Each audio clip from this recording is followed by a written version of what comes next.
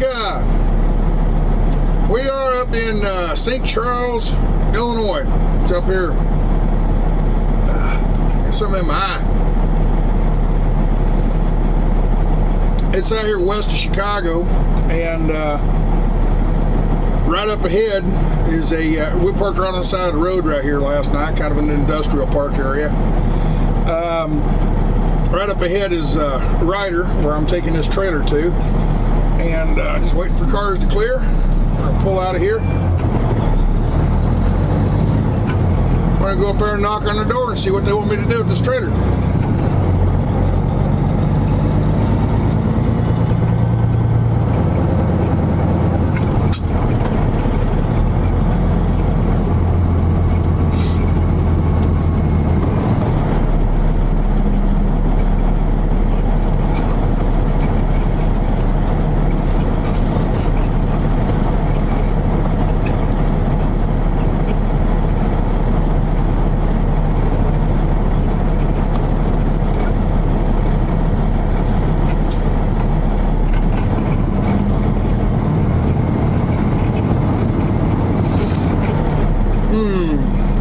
Says no parking between signs. I ain't parking, I'm just parking. I put the 4-ways on, that'll make them happy. Now let's go get them, go in and check in, see where they want to park it.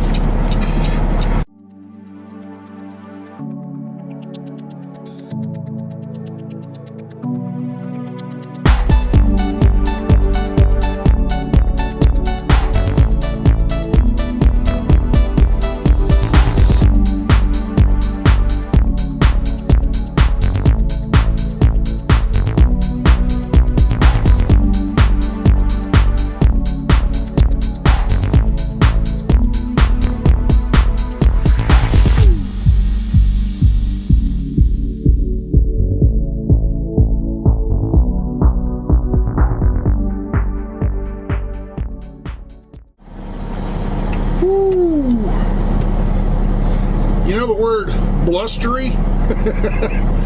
Yeah, it's blustery today. It's 58 degrees and windy. So it's one of them you don't want to stand outside without a coat on for very long. So anyway, just unhooking. Gonna pull around here and go right back out the way we come from whence we came.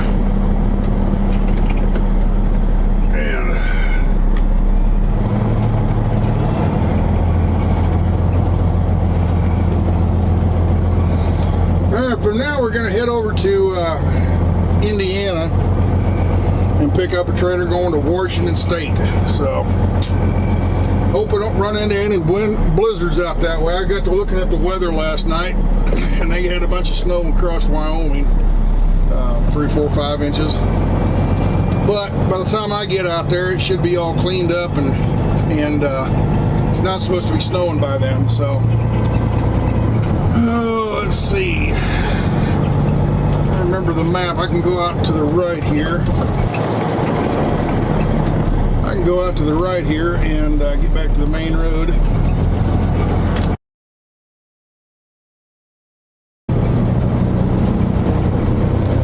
Well, guess where I am, people?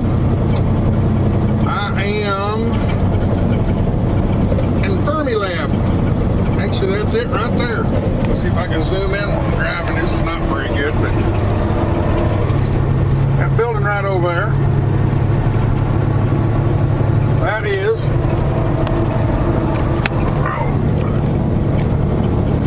that building over there, that is Fermilab.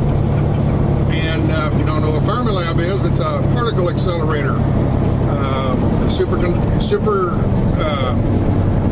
Supercolliders, where they smash atoms together. This is one of the first ones up here. It's Fermilab. I think they put it in the 50s and 60s. There's the main gate right there, and you can look it up on Google Earth. I'm going down the western edge of it right now. This is Kirk Road, and so if you look up Fermilab on Google Earth, there's the big complex.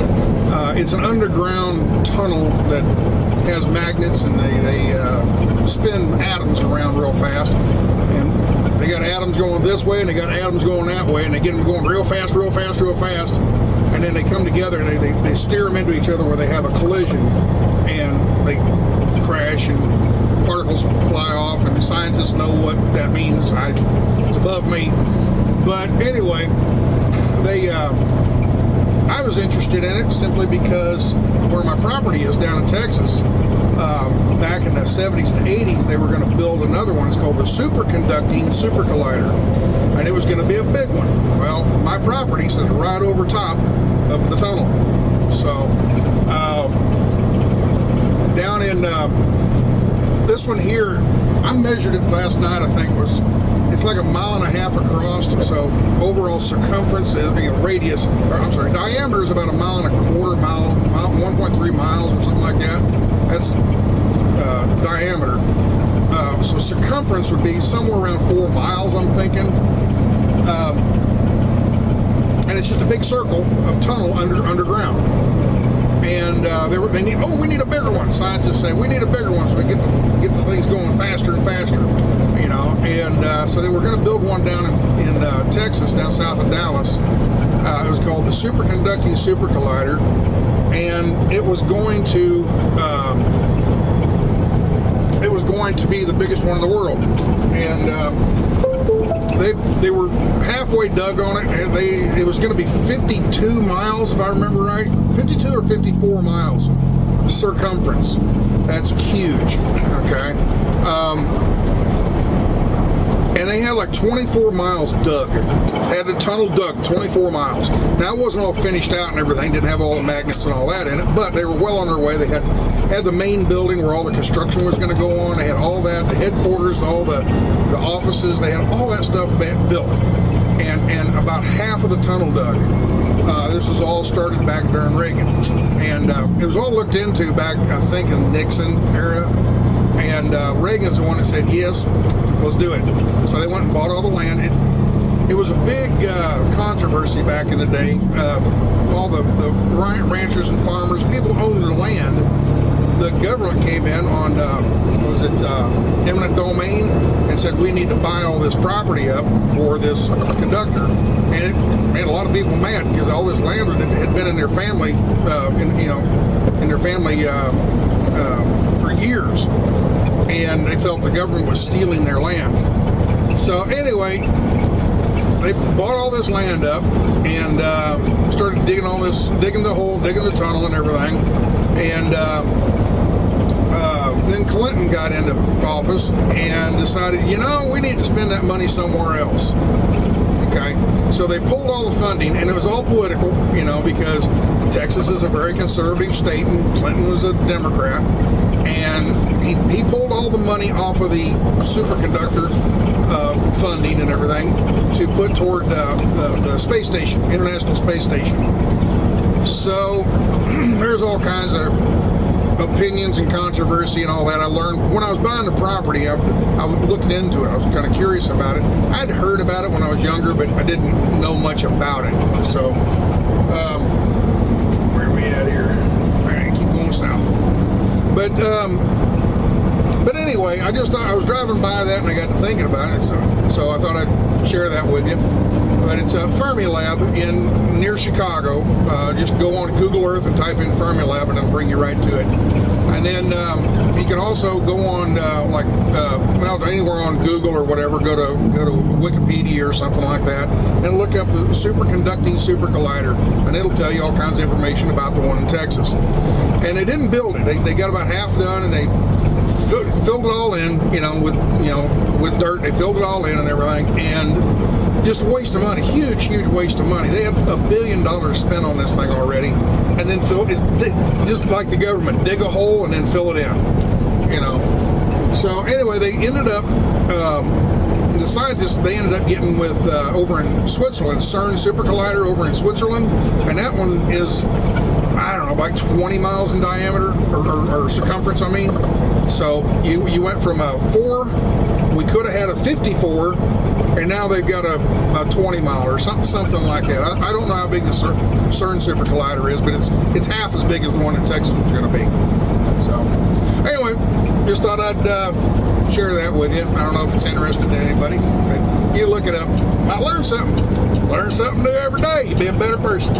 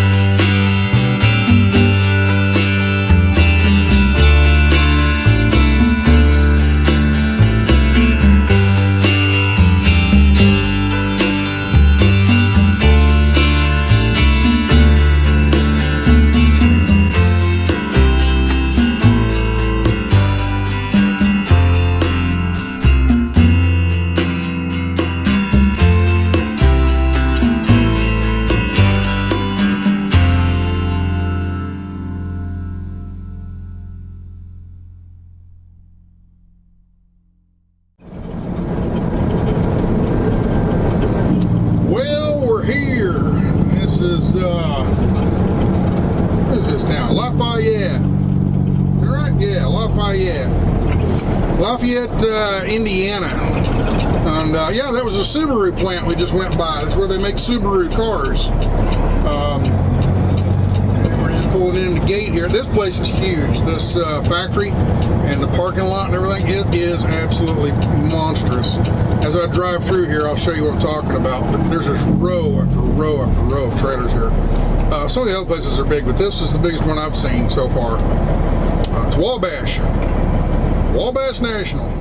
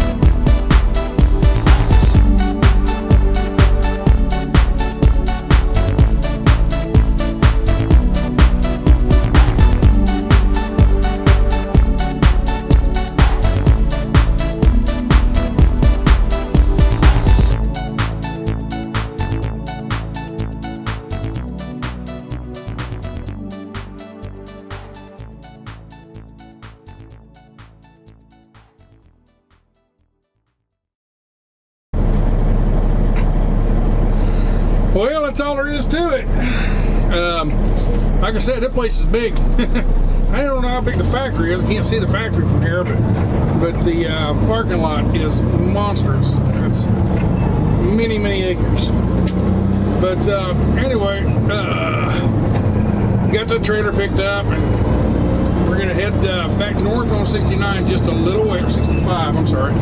Head north on 65 just a little ways, and I think it's 65. Yeah, we're gonna head north on Route 65 up to Remington, Indiana, and then we're gonna hook it left and head west across 2-lane and back roads. We're gonna come out over by Peoria, Illinois, and from there we're gonna work our way up to 80, and then I have a decision to make. Do I go across 80 all the way to Salt Lake City, which is 2,300 miles total, or do I run over to Omaha, and then from Omaha you start angling north up into South Dakota and eventually up into Montana, running across 90 and all the way up across the northern part of Idaho, the chimney of Idaho.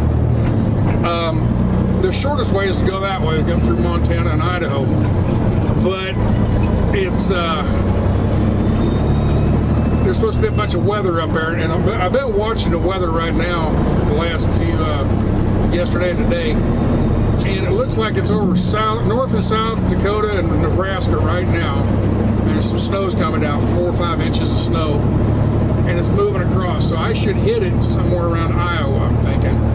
And with any luck, I'll get over there in Iowa tonight, go to bed, and wake up tomorrow, and the storm will have passed. I'll see what the roads look like and make a decision from there. So I think that's what we're going to do. We're just going to head over that far and kind of play it by ear. Once we get past that storm, I guess it's pretty clear sailing the rest of the way out. I don't see any more storms coming in the next few days anyway. So we'll be able to get out there by Thursday morning and make our delivery and maybe get reloaded and get the heck out of there. So it's kind of dangerous. I don't like, it's not dangerous, that's the wrong word, but overplaying it there a little bit. But I don't like going to the Northwest in the winter because of, mountains and snow and passes being shut down. And I know the guys that live out there, they deal with it all the time. Well, okay, good for you guys. I'm glad you're doing it. Because I don't want to do it. It's kind of like being it's different kind of jobs. I'm glad you do it because I don't want to do it, So there's a lot of crappy jobs out there that people do, and I'm so thankful I don't have to do them. So, see, there's other people look at me and say, hey, he's got that crappy truck driving job. I'm glad he's doing it because I don't want to do it. So it takes all kinds. Makes the world go around, I guess.